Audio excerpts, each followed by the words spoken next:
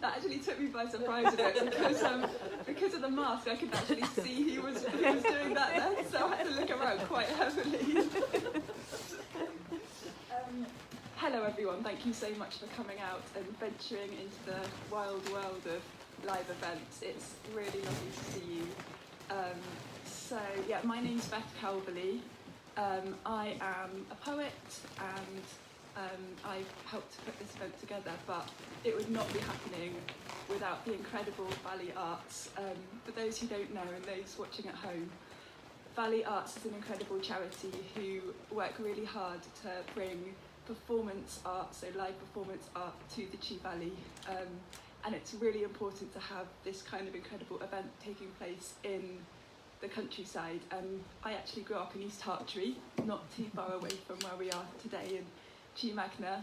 And if it wasn't for events like this, so we had the Hartrees Arts Festival before Valley Arts existed, and if it wasn't for that kind of event, I don't think I'd be doing what I am doing today, which is being a poet somehow. So yeah, this is really important, and who knows what next generations of performers these kind of gatherings can inspire. So I'd just like to say thank you for supporting it in that way, because it's super, super duper important. And also top marks there are some, I mean, all masks are equal, but there are some that are more equal than others, and I've got to say that one. So for those who can't see, there's one gentleman who has a lovely sort of like nose and mouth kind of vibe, and it's really lovely. So thank you everyone for wearing your masks. If you could just make sure that you remain socially distanced throughout the performance, that would be fantastic. And yeah, just have safe and enjoyable fun. So if we're all good with that, we're going to proceed. We're going to start with I'll give a little poem, and then we'll have Malaika Kegode, who is an absolutely phenomenal poet from Bristol, and then we're going to have a little bit of a chance where if any of you would like to say something, then you'll have a chance, and I'll tell you more about the theme in a minute. And then after that, we're going to have a set from Caleb Parkin, who is the new Bristol City Poet. So very exciting. And to tell you a bit more about the theme of tonight, so take notice. I mean, this is one of the 5 ways to well-being developed by the New Economics Foundation. And basically, when you look around and are grateful in some way, or observant, or notice the things that are positive or negative, you can feel more absorbed into the world. And I think at the moment, we're all a bit grateful for any opportunity to feel more absorbed into the world, especially after 6 months of not that. So I just wanted to bring that theme forward and invite us all to celebrate what we have noticed. And I think what a lot of people have been telling me over this time has been that while there have been some things that haven't happened, that haven't been able to go ahead, people have noticed the birdsong more, or they've noticed, you know, the changing of the seasons more, or whatever it is that they've noticed. And that's something to be really grateful for, I think, despite all the horrendous sadness of it all. So yeah, thank you for being part of that celebration. So when we do the audience participation section, you won't have to get up or anything. You can just recline in your wonderful camping chairs, because camping chairs are one of the greatest joys in the world, and just speak from where you are, from your heart, about something that you have taken notice of recently. So it could be a small thing, it could be a big thing, it could be anything. And when we're coming up to that, I'll let you know, and you can just raise your hands and contribute. So maybe start. Well, don't like ignore Malaika, obviously. Like listen to Malaika and take notice of her. But maybe your subconscious could be mulling it over throughout the performance. Cool. So yeah, Malaika Kegode is an absolute joy of a performer. She covers themes of grief as well as like real joy with equal consideration and don't be fooled because she may seem gentle, but she also has an incredible raw power within her work. She performs with a band called Jacobol, and she's just completed or not just, but relatively recently before lockdown, had completed a show which she the first showing of it was at the Bristol Old Vic, and it had an incredible reception, and it's being developed, and there's lots more in the pipeline for that, I'm sure. And that show is called Outlier, and it's about growing up in a rural community.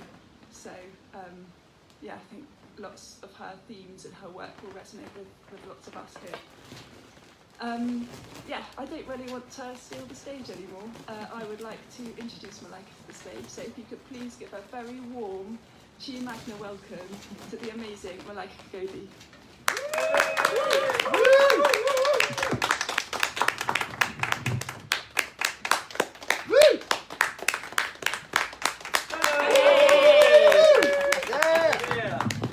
Hello. Hi. How are you doing? Very good. Just lower this mic a little bit. Isn't this nice? Already? I can use a microphone, that's good to remember. When it makes that click, that's when the flash is trying to open. I know. So if you turn it to no flash on the little thing, On the on little top, thing. the little circle thing right at the top. Circle thing. Yeah, you'll figure it out. Hi, that's my camera, by the way. I'm not just being like, I know everything about cameras. Oh, yeah.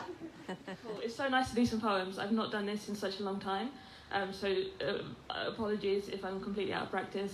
I actually had a anxiety dream about this last night. I have these whenever I have a big performance coming up, where every time I'm at a school and I've been booked to perform, and I get up there and I completely forget every word and I can't read anymore, so I'm just there making something up. And my brain is like, no, these are the words. But that's not going to happen because I'm reading everything today. And I can read, so that's handy. This is my book, Thoracic. I haven't brought any to sell today because, I don't know, the ethics of, selling stuff at the moment with, cash and whatever. But they're on my website. It's got gold on it, so that's nice. As Beth mentioned, I perform with a band called Jacobol, and this is one of the poems that came out of our collaboration. In 2018, I lost quite a few people in a short amount of time, and this book is very much reflecting on that time, all the poems I wrote around that time, and they brought a lot of comfort, and I hope this book can bring comfort to other people. It certainly brought comfort to me.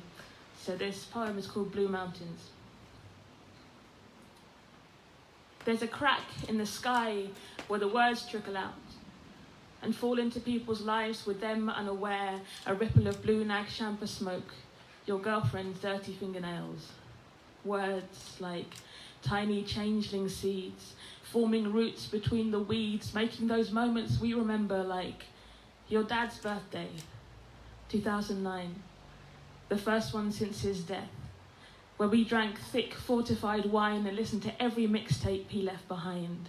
Making those moments like when the clouds don't taint a midnight sky, it's cold, it's clear and blue, or clouds in abundance mask the daylight, present a stark white canvas you can paint a day on.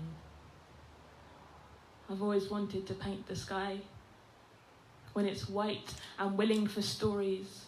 Perhaps one day I'll reach up just high enough to wind the words around my fingers and create something real, create something true, and dash it across the sky. Dash it across the blue. I would write myself a love song and remove every pronoun, every speck of my existence and give it as a gift to myself when I am ready. I'd paint us all upside down. I'd relish the tragedies that brought us to this place. Every bad night that kissed us to sleep. Every moon that came too soon. Every sun that came too late. All these things, they float in the air. Can you see them? I think we are both changing. Both losing and gaining. We're filling up with the words until they spill out onto the pavement that used to be mud, that used to be grass, that used to be home, used to be you, used to be us, used to be true, but that word has changed too. And my mouth can't contain it. Truth is a dusty bookshelf, and everything hidden behind it, and who are you now, with your suited disguise? And who am I now, with my button-down alibis? I think maybe I am mythologizing this, mythologizing you, now that you are gone, now that you are as airborne as every other thing we lost on our journeys home, so I will settle myself into stillness. I'll look for that crack in the sky where the words tumble out, watch for where they land, and I'll try to make something good out of them for a change. I'll try to make something good. Thank you. Thank you. Yeah, after my really shit year in 2018, I really wanted to focus a lot more on writing poems about things that made me happy, things that brought peace and joy. I think so many of us can get so caught up in writing things that annoy us, things that make us sad, you know, dwelling on the sad things that have happened in our lives. Like, I think quite often when people think of poetry, they think of that as being one of the sort of pervading themes. But the happy things that happen to us, the people in our lives that make it worth living, they're just as important, sometimes more important than those sad things. So I wanted to reflect more on that. And I've got some poems on my phone. See, I always used to judge people for reading poems from their phone. I was like, oh, why are you not putting the effort in? Why are you not printing out your poems and handwriting them? But it's just much easier. And also trees and paper and stuff. But I'll still engage with you. I don't know how many of you been to poetry events where the poets are from London, but they have this way of being reading a poem like this. You don't I don't even care the audience is here. I'm just going to read my poem without looking at you. But I won't do that because I'm from a small town. So this poem is about Gene Wilder. Is anyone else a big Gene Wilder fan? I had to write a poem which was an ode to something blue, something that brought joy and was blue. And I just thought of Gene Wilder's eyes. Wow. Yeah. So it's quite a short poem, and it's just called An Ode to Gene Wilder's Blue Eyes. Strange. Strange to think that he has been with me for so long. A consistent source of blue through white screen crackles of VHS tapes to smooth, clean DVD menu screens. His is a face that I can muster in my mind in an instant.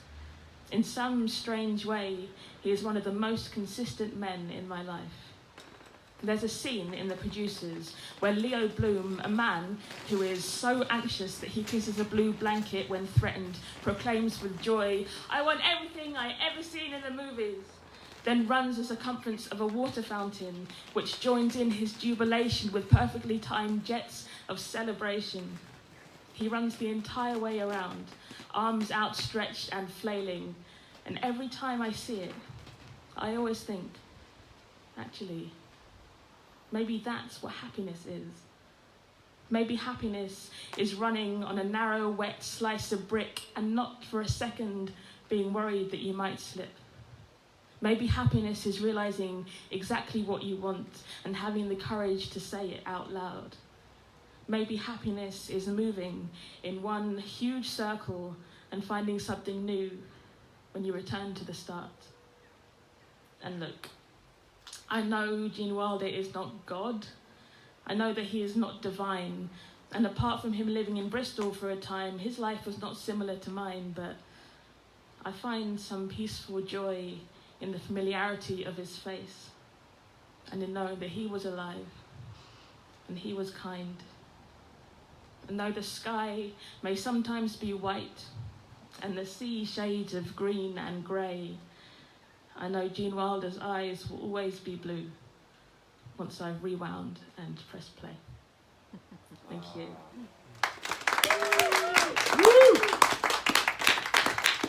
Another great great thing about Gene Wilder is he was like a genuinely really cool, nice guy. Like so often when you love an actor from like old times, they turn out to be right bastards. He was actually lovely, so lucky us for liking him. Cool. Carrying on with nice things, I wrote recently a kids poem. There's no kids here. Are there? No. There are. Oh, yes. Okay, so hopefully you'll enjoy this. I've collaborated with a poetry brand, poetry people called Tung Fu, who take music and poetry and like make something fresh and new. So there's going to be like a little film made of this coming out at the end of the year, which is really exciting. But yeah, you're the first people to hear it. Exciting. The theme was adversity and how to sort of communicate adversity to kids. And one of the things that I really was challenged by growing up was being really shy. And that's a kind of adversity that you don't often see get a very good rap, because I don't think shyness is necessarily a negative thing. I think you just need to be able to harness your self-belief. And so I wrote this. Inside Sam's head, there's a world of wicked wonders to share. She's clever and she's funny, but she has this issue where whenever it's time for Sam to talk, her heart starts beating fast, her hands shake and her mouth clamps up so tight no words can make it past. Then people say, "Oh, Sam, she's so quiet, she never talks at all." And this makes Sam feel silly, and it makes Sam feel small. But Sam has a secret talent. She can make things come alive. And when I say alive, I mean alive, like you or I alive. You see, Sam has a magic pen. It's pink and blue with spots. So, okay, say she draws an octopus with an eye patch and a watch. Suddenly suckers spring from the page, ink becomes skin, and before you know it, in front of you is a real octopus, eye patched, with a cheeky grin. And people cry, "It's a miracle! Who made this mighty beast? How beautiful, how charming, they deserve a medal at least." But Sam's shyness thunders in again, her kneecaps knock together. She tries to speak, but it comes out as a squeak, and she wonders, will I be shy forever? One day, though, Sam has an idea, a plan to help her be less meek. I'll draw someone who can teach me to build my confidence and speak. So she turned to a new page and drew a lion first, whiskers long, mane golden brown, from the book he bursts. But Sam discovered pretty quickly that roaring wasn't really her style. And though the lion was very friendly, she gets a bit freaked out by his smile. Next she tries a snake, thinking, yeah, they seem pretty cool. But it turns out snakes, though smooth and stylish, they're not sociable at all. She drew a parrot next, but all it did was repeat words back to her. She tried cats, bats, donkeys, geese, basically anything with feathers or fur. With one page left, she drew a wise owl who listened to her plight. It nodded kindly, ruffled its feathers, and said, "Okay, Sam, right. Seems to me the problem is that you can't be yourself, because you've been so busy trying to be someone else. Maybe draw a picture of you, make you come to life. I think that might be more helpful than any more wildlife." And all Sam had left was scrap, so she had to draw very small. And the tiny Sam that sprung to life was no bigger than a tennis ball. Little Sam looked up at Big Sam from the safety of her palm. Little Sam seemed confident and kind and calm. She smiled up at Big Sam, and Big Sam smiled too. It seemed little Sam knew exactly what to say and do. Look at all these drawings you've created, all these friends you brought to life. Your talent, that can speak for you in terms of nerves and strife, and it's okay to be quiet, and it's okay to be shy.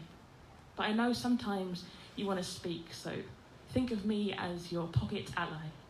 We believe in each other, right? So when you're feeling nervous, I will be here to provide you an invaluable service, to remind you that when things get tough, you're brilliant and you're great.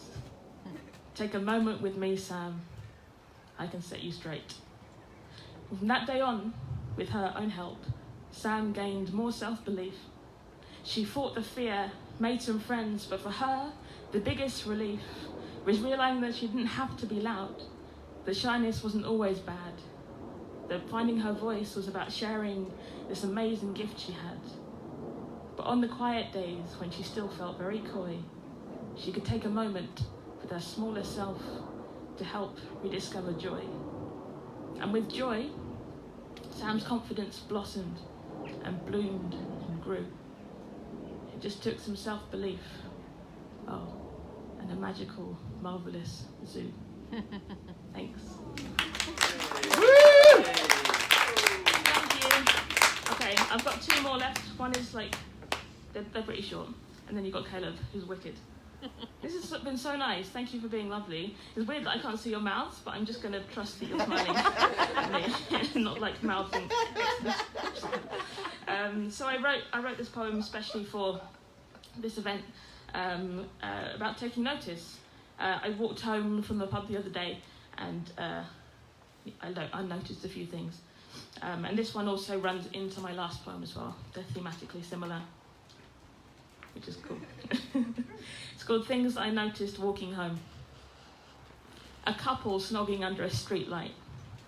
Looked like a first kiss, or an early kiss at least. That lean in, uncertain hands, impromptu courage rolled in by booze and the knowledge that autumn is coming. Something particular about that end of September breeze gets people in the mood to cuddle. And blimey, when lips are slightly wind-chapped, when faces are cold and new, those kisses, they are the best kisses. And kisses are the best anyway, so those kisses, oh, blimey. I notice how much easier it is to walk home after a summer of hiking up countryside hills with muscles that I have not felt in years. I notice a newsagent on Cotton Road South, neon-lit sign yelling, "Open!" all red and blue and beckoning, and I think, really no need for that sign to be neon, really. No other shops are open. No other lights for a mile, but I like it anyway, it's kind of extra. And I feel how the beer has hollowed me out, and my stomach is open and rumbling, and tucked lengthways by the frozen pizzas and peas. I notice the shop sells paratha, the paratha that I like, the kind that takes 5 minutes freezer to plate, buttery and flaky, and just like my dad used to make. I enthused to the man in his mask behind the till, like, these paratha are so buttery and so flaky and just like the ones my dad used to make. He seems wary and weary, but good-natured enough. He gives me a plastic bag for free, which is not good for the environment, but it's a small kindness. A nod in place of a smile. Or maybe he just forgot to add the charge. Listening to the School of Rock soundtrack, I noticed that Stevie Nicks' voice sounds even better now I'm almost 28 instead of 11. I catch my reflection in a car window and I notice that I look so much like my sister in Kenya, who I've never met, who in turn looks like my grandmother, and how strange and sweet it is to have such visible connections to those gone and far away. There's barely anyone out, so I step in rhythm, mouth the words and shimmy and think again about how the greatest travesty in life is that I am not recognised as the greatest singer and performer in the whole world. The incline home becomes a decline, and that's when I notice the kissing couple. Faces bumping together, lit from above. I only look at them for a sec, I'm not creepy. And they don't pull apart at my footsteps.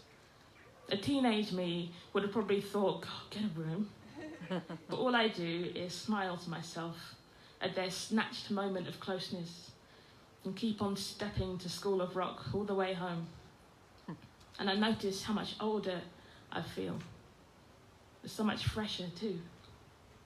And how walking home instead of getting the bus was absolutely the best thing to do. Thank you. For one poem, I know I'm overrunning it, it's like a minute long. Finish on it. It's about walking home again, because I do that all the time. But thank you so much for having me. This has been really lovely, and yeah, I've missed performing, it's good. This is called City. Yeah, thank you again. I feel safest when walking alone at night.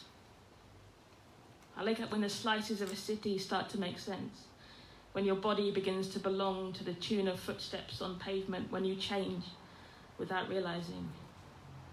It's good to change. I never felt safe before. I felt I might rip through myself, as though the things I thought and felt but never said were filling an overflowing vat which would corrode or burst, and all of me would come rushing out. I had a lover who died from too much of himself. I had a friend who died from not enough. I'm a person I never thought I'd be, and that person is quiet and tired, but really tough. I found a home in a city outside of me. I found a home in a silence within. I have a song. I'll never learn to sing. But it's okay. I'll just keep on walking. Thank you so much. Have a good evening.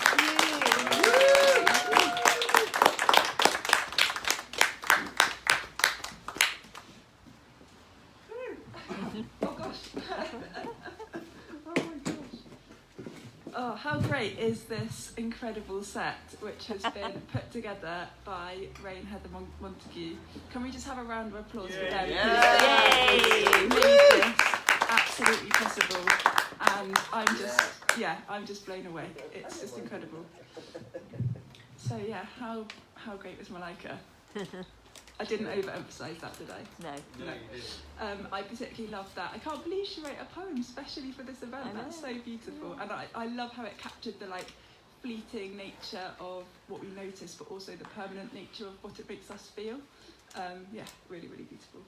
So if it's okay, I'm going to actually read a couple of poems, just as a little bridge to the amazing Caleb. And part of the reason for that is because as we were driving into Chewmarket today, I realised that I had a poem which was actually set about 200 metres away at the opticians. So I thought I would read that. And then after I've read a couple of poems, that would be a chance for anyone to pop their hand up and say anything that they've noticed recently. So hopefully you've all had a few different thoughts. That'll be a good chance to do that. So. But equally, if no one wants to, then there's no need. I'm sure I can share a few things that I've noticed recently, and I'm sure I could pick on a few people I know here. So, the first poem that I'm going to read is called I Test. Growing up, I saw trees as green clouds drawn by young gods, learning to keep between the lines. They told me to look up, down, left and right, until my retinas wriggled with flecks of light. Out on the pavement, where the sign read, eye tests, the ground had lines I'd never known to sidestep. The world swept forward for her encore. I clapped her face with my eyes. All the names they'd call me in the playground faded out. I glimpsed a textured life. Each separate leaf on that tree across the road was now, forever, mine. The world a pencil, sharpened just for me to find. Thank you. Woo!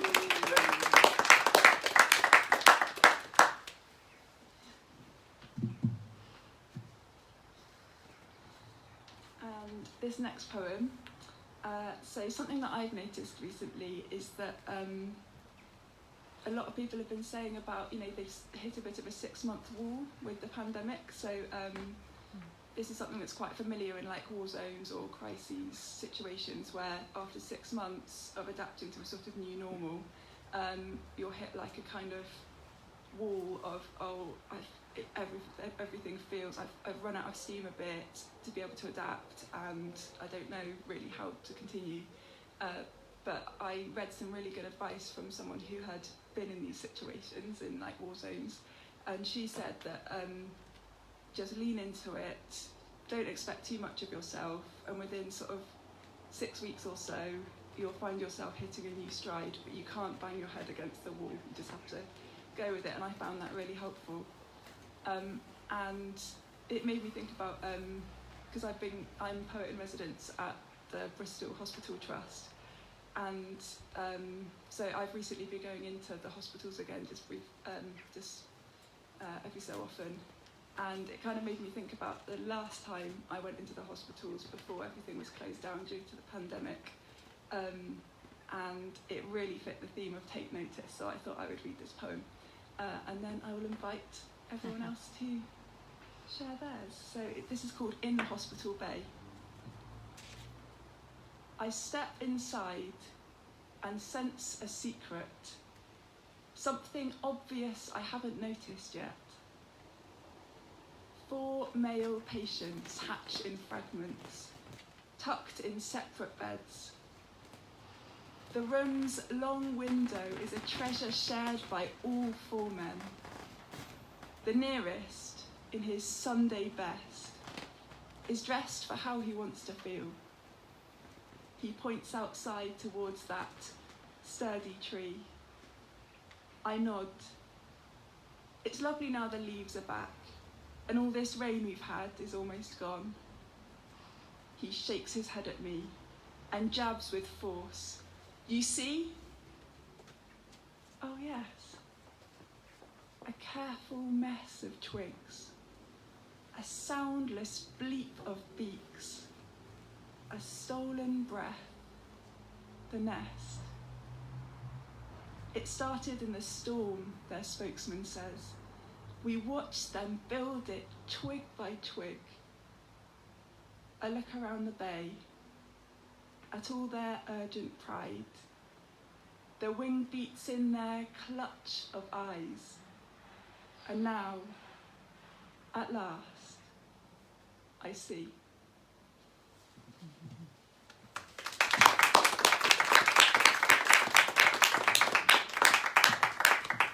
So thank you for that. Does anyone else have any thoughts about what they've noticed recently, or what they've noticed over the last 6 months, or what they've noticed before that, I suppose? Just put your hand up if you want to contribute. I think we've got a willing volunteer in Ray. Yes, Ray, take it away. Oh, I don't want to go first. Oh, well, okay, Chris, you take it Yeah. away. I've been thinking about deciduous trees and the way they kind of let go of their, the brown leaves. There are 2 kinds of deciduous tree. You have the deciduous trees who kind of cling on desperately to those brown leaves that are kind of trying to get to the earth. And that's marcescence, by the way, fun fact. And there's something really healthy actually about letting go of those brown leaves and letting go of the things that are in some ways negative. I think people look at blank or bare trees and see a negative there, and I think actually I see healing, and I see kind of preparation for new green, and I think there's a real health in that. And I think shaking off any kind of stresses that we've had over the last 6 months. I know we might be going back into various unsure waters soon, but I think kind of doing that with kind of fresh new leaves is probably quite a good thing. So anything that's been troubling you over the last 6 months, try as you can to let it go, and it might even feed you in the long run. So it's something about noticing the changing of the seasons, and in that a preparation to begin again. Yes. Reminds me of a poem which some of you might know by Philip Larkin called The Trees, and if you haven't read it, it's a beautiful poem. Can I follow that one? Yes, of course, yeah. Just before I came here, I went for a walk, and the first thing that I felt was how fast the autumn is coming in. On the leaves on the trees actually, and I felt a sadness around ash dieback, because it's very, very noticeable for me just today particularly.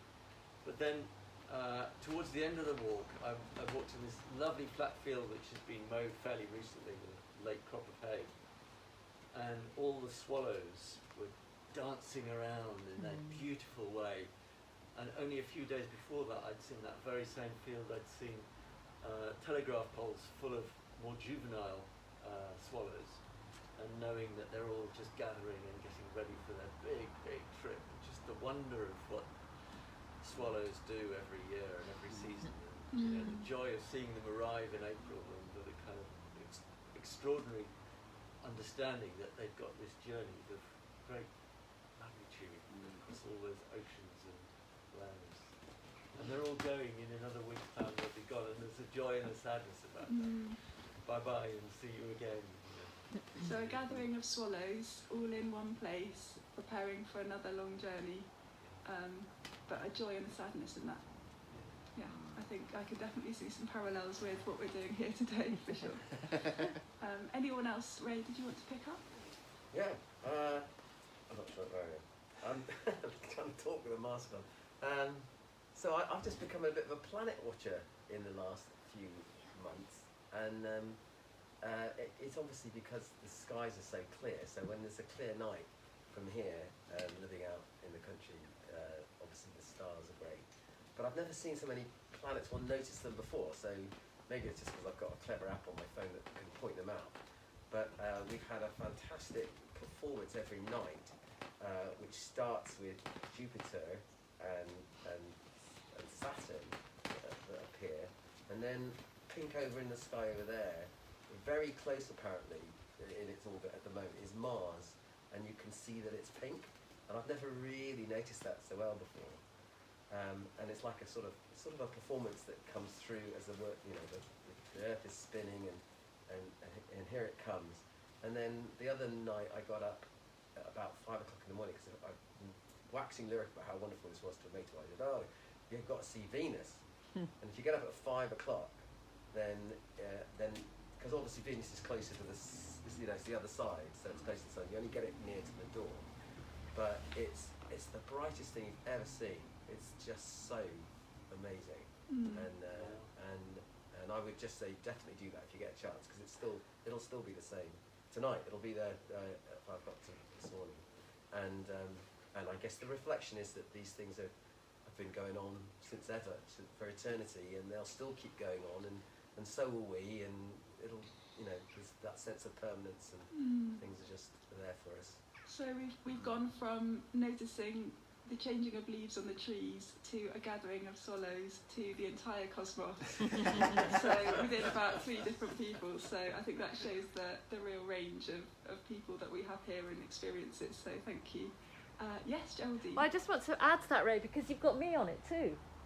So we had a meeting here a couple of weeks ago, and Ray was out there with his phone and his app. Oh, I see. I got you on it. You got me on it, yeah. so I'm out there too. So yeah, thank you. She was out there last night. This could be a new social media, a new way of connecting via They're brilliant, those via apps. the stars. Yes, please. I'd just like to share that today I went to a community garden in the middle of Bristol, which was really beautiful. It was very wild, and it's been sort of set up by asylum seekers, and I think that brought home to me a lot of how we're all connected with nature, and it doesn't matter where you come from.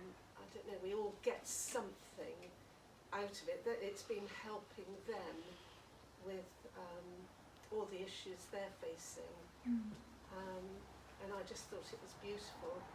What's the name of that garden? Well, it's in Speedwell. It doesn't actually have a name. You wouldn't know it was there. You sort of go down a little alleyway between 2 houses, go through a gate, and there it is. Okay, so you've noticed something quite secret then. That's beautiful, thank you. So just to summarise that for those of you at home, this member of the audience has recently noticed a garden that has been sort of cherished by asylum seekers, and it's just really brought home how everyone gets a real sense of connection to the earth around us. I think we might have time for just one more experience, so yes, please, you're at the back. You might have to shout a bit. Yes, can everyone hear me from here? Like that? Excellent. Alright, so I've been thinking about how fragile nature can be, and that's made me quite anxious at times. And I've thought about how so many things are very permanent, like the planets, and yet in times like this, you see lots of things on the news about these fires and about, you know, how we're reaching a stage where we could quite easily disappear off the face of the planet, even because of how fragile nature really is and how we need to change the way that we treat it at the moment. And it made me think that living a sustainable life is usually a sacrifice, or thought in that way, and definitely for myself. You know, having to sacrifice things like eating meat or sacrificing taking the car and all of those things. And yet recently, I've been working from home recently, and that's when I haven't had to go out in my car. But it's also meant that I've had the comfort of my blanket and my dressing gown whilst I've been at work.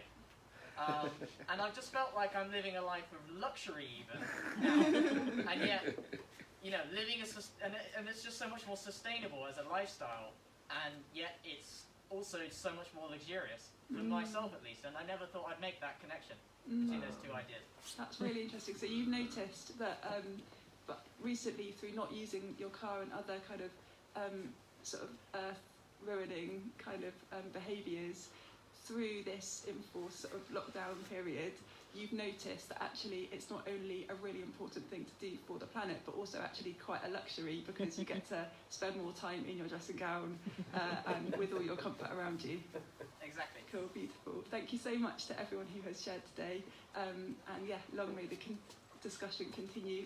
If you're at home, please feel free to post your own experiences of what you've noticed recently underneath the event, and we can all read them later. So, thank you so much. We're now moving on to Caleb Parkin, and it actually is a beautiful segue from what you were sharing, because Caleb writes a lot of eco-poetry, so poetry to celebrate the world around and shine a light on the issues that you've touched on there. And Caleb's poetry is as playful as it is observant, and yeah, who knows what's in store for you now. So I have it on good authority that you're in for a lot of sequins. So please give a round of applause to the amazing city poet, Caleb Parkin.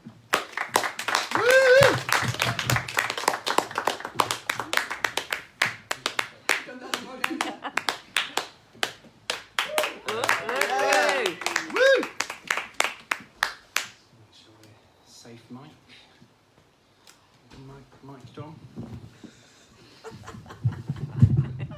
Yeah, I did. Right. Oh, it works like that. There we go. Right, there we go. Everyone hear me all right? Yeah. Good. Lovely. I was sat over there thinking, the thing I'm noticing is that I wish I'd worn another pair of socks. Because I'm sort of simultaneously having a bit of hay fever and a coldness runny nose, like, because it's cold, and I was like, the seasonal shift. So I might put my coat back on, but I wanted you all to experience the sequins. Yes. And this ridiculous combination of clothes. That catch yourself and think, no, too late, go for it. Right, so, yeah, thank you, Beth. It was a really lovely segue from what we're noticing at this time, and I'm looking out across these glorious trees, some of which are changing in this very idyllic setting. And I think about the more than human quite a lot in my writing. So there'll be plenty of that today. And I'm going to read off my tablet, which is basically just a big phone, isn't it? But I'll try not to be London and self-absorbed in it. I've got my clipboard as well, which I really trust. This is all a bit, don't know. We'll see how it goes. Right, so I like to start, so there'll be some work today from the pamphlet that's coming up for me in January, and then I've got a collection next October. So there's a real mixture of stuff, and then I'm going to share with you my first Bristol City Poet commission at the end. This one I like to start with as a kind of espresso shot at the beginning of a set of poems. I like to notice some of the ways that gender is operating and patriarchy in relation to the environment. And so this is one of the ways I've been exploring that. This poem is called The Zone, and it starts with an epigraph, a quote from the BBC Earth website. Our planet occupies what scientists sometimes call the Goldilocks zone. Its distance from our star means it is neither too hot nor too cold. It's a bit cold now, isn't it? Nor too cold to support liquid water, thought to be a key ingredient for life. The zone. Goldilocks, I'll have a triple shot polar cap espresso in torrents down these glacial cracks, blackening the flows. Blondie, give me a latte Arctic with civet shit beans swirling up from grounds filtered through baleen teeth. I'll have an Antarctic macchiato, a sprinkle of synthetic penguin, several sachets of brown seal sugar. Make it, Goldilocks, make it, love. Make the lid a tiny landscape, breathed upon by morning mouths. Make it a pristine plastic expanse, a burrow hole on a drift, just for me to guzzle through, where something is sleeping. Baby, curled up white, whipped cream, marshmallow pink, nose, a frappe mammalian dream, to wake up and smell it. Goldilocks, make it, make it.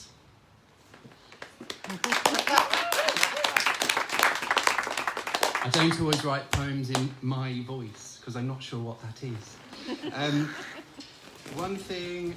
So we were reading earlier about some of the restrictions on what schools can currently talk about and educate their students about re-activism, which is really interesting, and which organisations, which movements are now deemed extremist. And I think it's important that we notice this stuff because it creeps on up.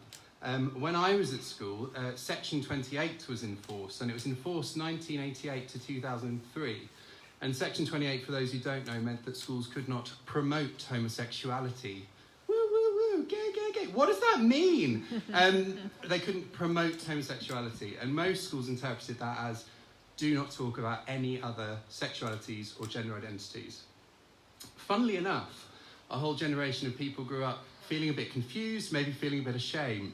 And so I think we've not talked about that enough, and I'm sort of writing about it now a bit in some of my work. So this is the second part of a poem called Why Are You Crying, Boy, in Memoriam, Section 28, 1988 to 2003. 2. Nothing in the playground's sharp corners where dust loiters, whirlwinds of divided Twixes, frozen penguins.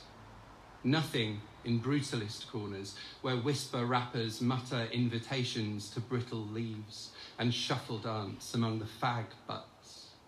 Nothing in canteen corners where we, the unappetizing, chew greasy pizza, suck up sickly pink milk, all eyes on the counter's steel horizon. Nothing lodged among the chewed gum beneath picnic benches, drip, drip, dripping, stalactites of apathy, merging our unheard voices in these corners of fractured brick. Nothing sat framing the practice rooms where minor chords congregate with sticky bows and covert song. Nothing in the corners of every playing field where we recoil from ourselves, kick balls and faces, until the rubbish parades from Kit Kat red to cheese and onion green and Yorkie purple, and arches away into a pale sky, a perfectly wasted rainbow.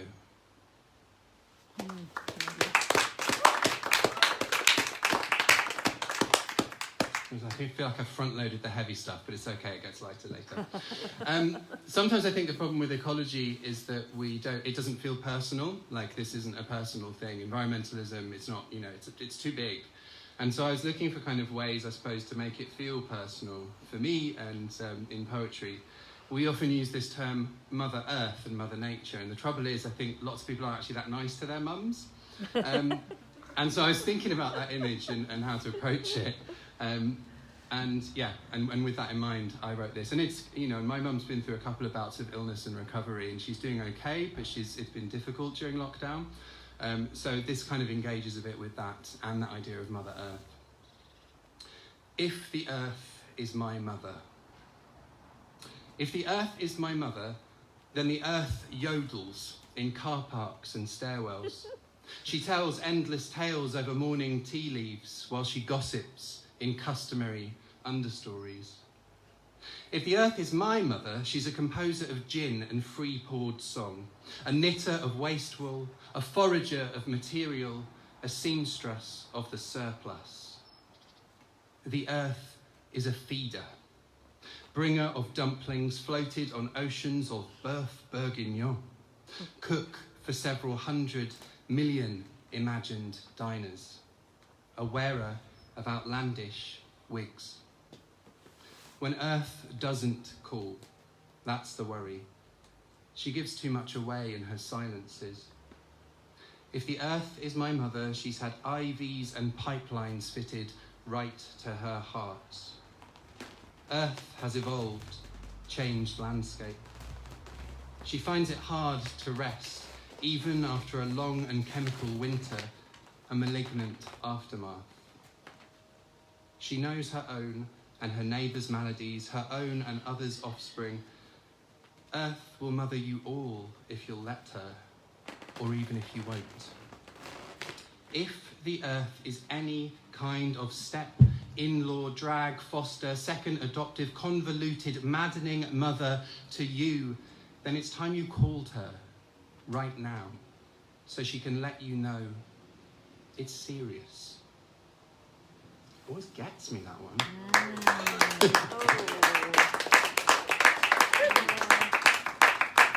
Cool. If the Earth is my mother, then maybe the garden is the mother-in-law. That's my theory. And my mother-in-law is definitely in league with the plants. And she's incredible. And she'll just come to me, I'm stuck on myself on the sequence. And she just kind of walks around and just like all of the garden just improves.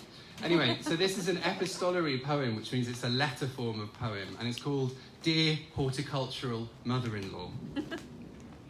As we're in this lovely garden as well, it really works, it's nice. Dear Horticultural Mother-in-Law, since your visit, we've continued beheading the uninvited.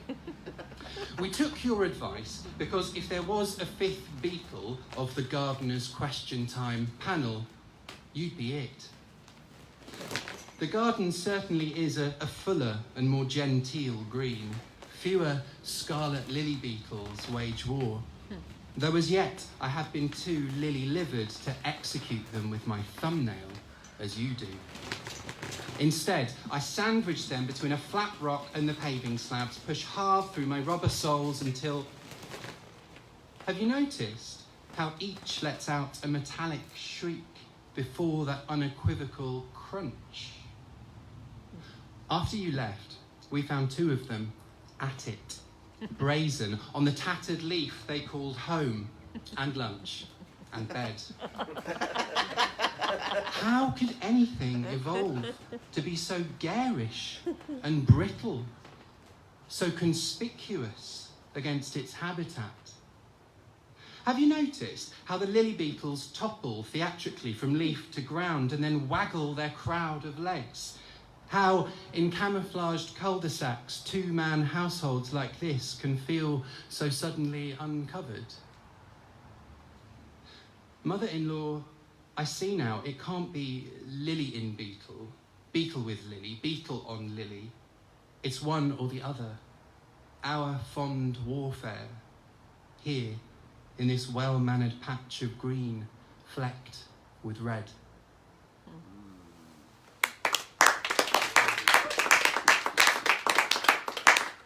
Continuing with gardens, one thing I noticed, so we bought a house a couple of years ago, and my partner's a very keen gardener, a brilliant gardener, and we've got a compost bin, and I'm fascinated by the compost bin, and every time I went to put something in, I would just stand there and stare at it, because I'm weird, and really enjoy it, and I thought, okay, I want to celebrate my compost bin.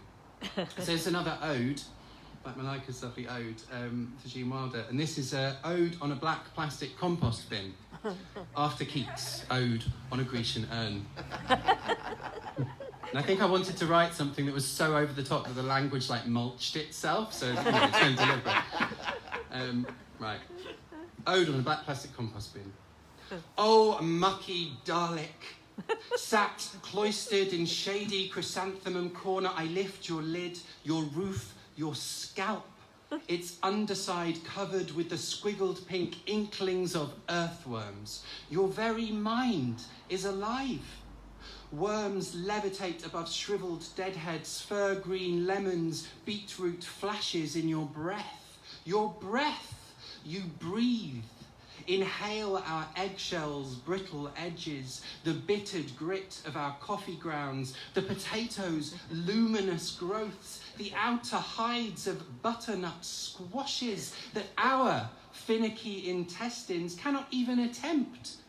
But you breathe all of it in. Your appetite is grandiloquent. Yeah. It's a good word, isn't it? When I wrote that sentence, I was really pleased. Gingerly, with fingertips, I lift at your hatch, trapdoor to your lower world, where ants reimagine our tea bags as hill forts, where woodlice hurry data between them, a stock exchange of putrefaction. Your great cylindrical belly rumbles with remaking. The fruit flies launch their fleets skyward, rocketed with rotting nutrients. You have become a home for masses, a city which mulches itself back into the ground like a delicious and urgent degrowth. Our stout dinner guest. On this garden's silver platter, we promise you the endless amuse-bouche of all which transcends the plates of the louche and lavish landfill of our lives. We will avert our flimsy noses and submit to your writhing depths. At the allotted time, pungent lodger, we will draw out the gift of your earthy laughter. We vow to witness your pastoral song in municipal waste. O passion flower, O gladioli, I proffer my long-held longing, this love to your ground. Be giddy with butterflies, hysterical with bees.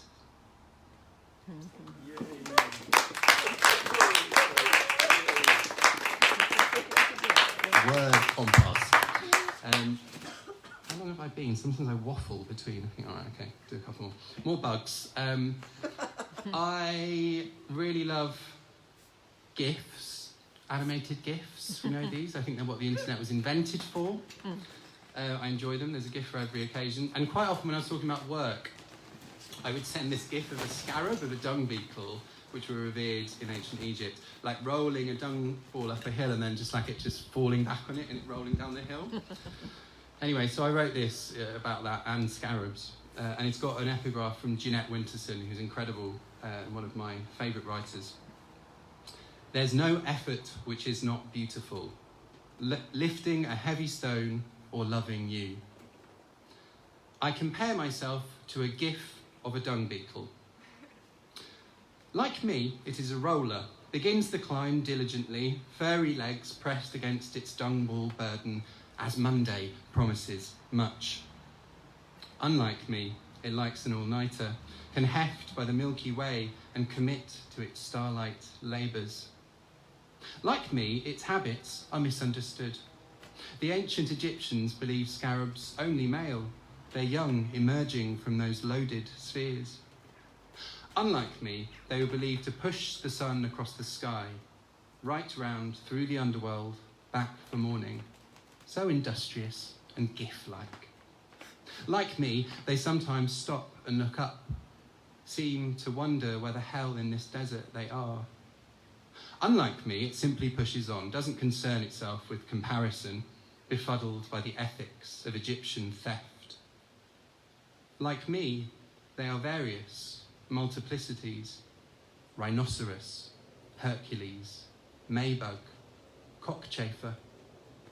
Unlike me, their bodies are hard and shiny, though perhaps mine could be with work. Like me, they should be met on their own terms, to do their job and know that gravity will win.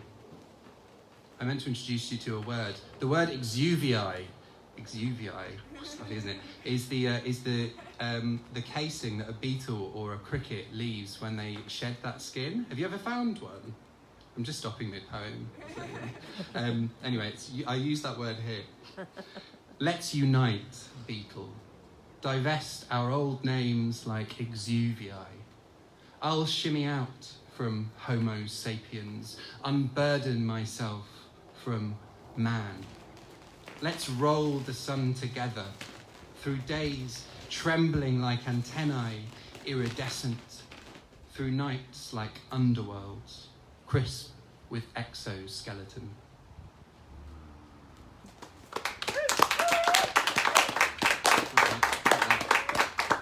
Right, let's do two more if that's all right. So I'm going to do walruses now. This is just how I live. Right. I went to has anyone been to the Horniman Museum in Greenwich? It's in South London. Anyway, they've got a huge amount of natural history stuff there, which is really problematic and interesting. And I spent a day there writing, and this is one of the pieces that came out of that. And this is me taking the theme of take notice really literally, because the title of the poem is "Please do not touch the walrus or sit on the iceberg," which is a notice. Please do not touch the walrus or sit on the iceberg. Horniman Museum, summer 2019.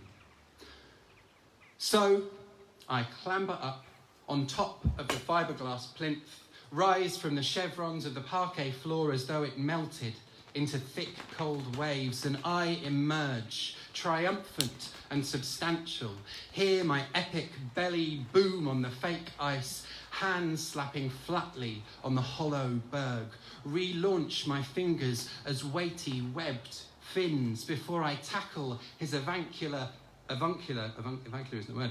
I tackle his avuncular mass, high five his swady and ample rump. Together on our tiny island, I offer my new form to brisk expanses, the gritty battlegrounds of Arctic beaches, my chest proud and lifted as a dormant volcano. Then my incisors extend, telescopic, tusks prodding at my clavicle bones. Whiskers, these exhilarating bristles of whisker tickle out from the prow of my titanic mass. We are in tandem, a double-breasted catamaran. We are Rose and Jack on our own luxury boat. Has anyone not seen Titanic? Right, okay, this is about Titanic, this bit. And when staff approach with their lanyard spears, their hunters' walkie-talkies, to stare up at the hull of our little world, our Oscar-nominated forever, I'll look down through blubbering eyes and briny breathlessness, then whisper in impeccable walrus, I'm flying.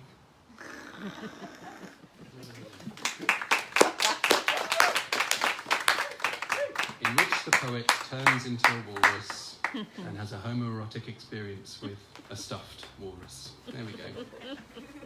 Last one. This, over the next 2 years, I'll be writing some commissions as Bristol City Poet. The first commission, which I performed on Wednesday, they just said to set out my stall. I was like, all right. So I was thinking about this year and it's really nice to be here with all of you. You're all smizing really well, by the way. Do we know the expression smizing? Smiling with your eyes. Tyra Banks, thanks so much.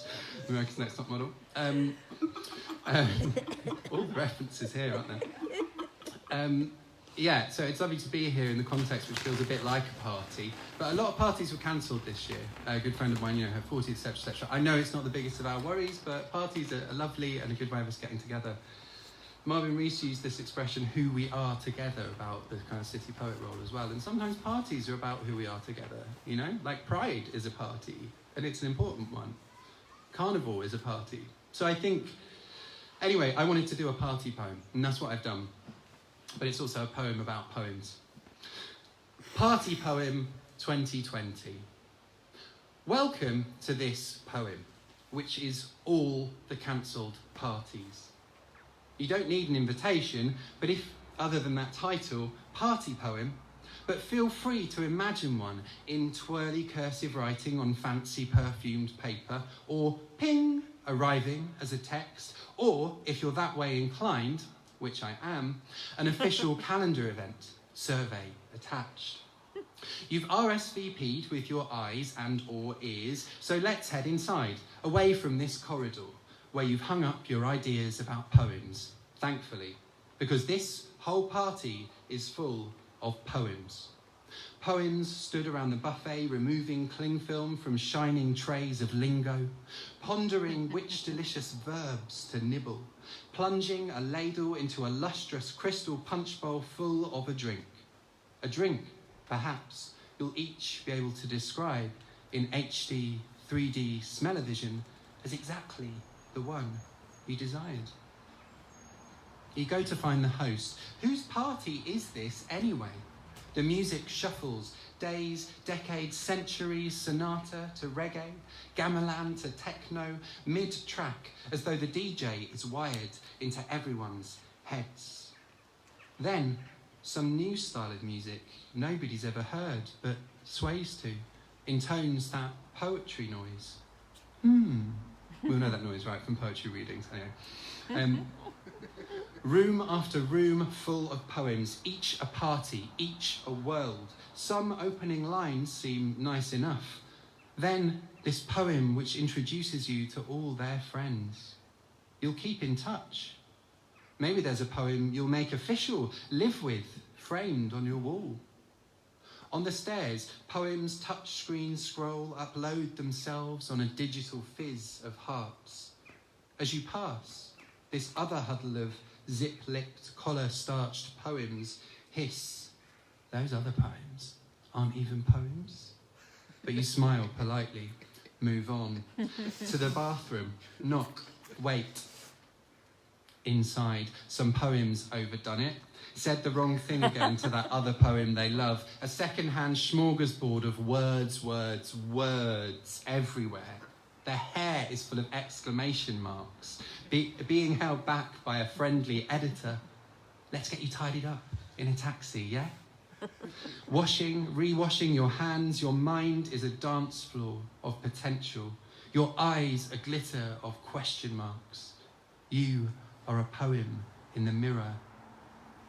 As you set out from this party poem, this rainbow of houses, this high-rise, this woodland, this high-rise woodland rainbow house, you'll glide through rolling streets where poems flit between phone lines, poems claw through side alley bins, and this poem ferries you home now, its engine warm and humming. Thanks for listening. Thank you. It's been quite weird performing to people who are smizing, but it's all good, isn't it? So really appreciate you listening. I'm going to put my coat back on. Oh yeah, mic on off. And we're done. There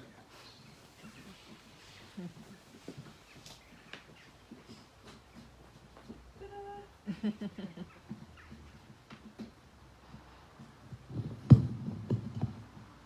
One last round of applause for Caleb Parkin.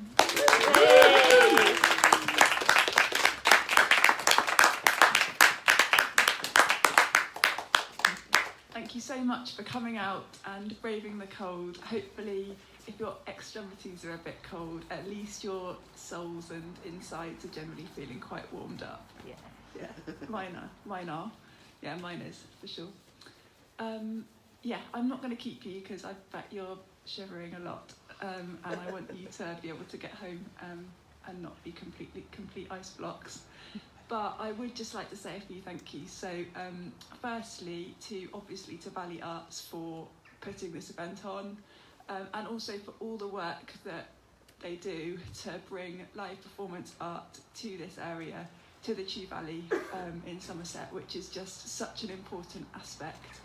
For people growing up in a rural area, maybe not able to go to like live shows, live spoken word events, it's really important to have stuff close to home that you can see what it's like performing, you can even feel it, so or like speak back in the audience and have a go at using your voice, so it's really important. And yeah, if you haven't already donated and you wouldn't mind making a contribution, I would wholeheartedly ask that you do so, because it's thanks to all of your support that this kind of thing can happen, and that the arts can stay alive. And you know, it has been a tricky time for artists during this pandemic, so yeah, thank you. And how you do that is you go to the Valley Arts website, which is www.valleyartscentre.co.uk. Cool. Okay. I can. That is now committed to my memory forever. So anytime I want to go to the Valley Arts website, I will be able to do that. Thank you so much to the Montagues whose beautiful marquee we're in. Your generosity doing all of this, it makes such a difference to have this, to be standing on a kind of stage again is just really nice. I don't know what Caleb and Malaika thought, but it's a bit weird coming out here for the first time in months and actually inhabiting a stage again. It definitely took me a few minutes to get warmed up, so thank you for kind of like being with us on that journey as well. And yeah, a big round of applause for Valley Arts and the Montagues.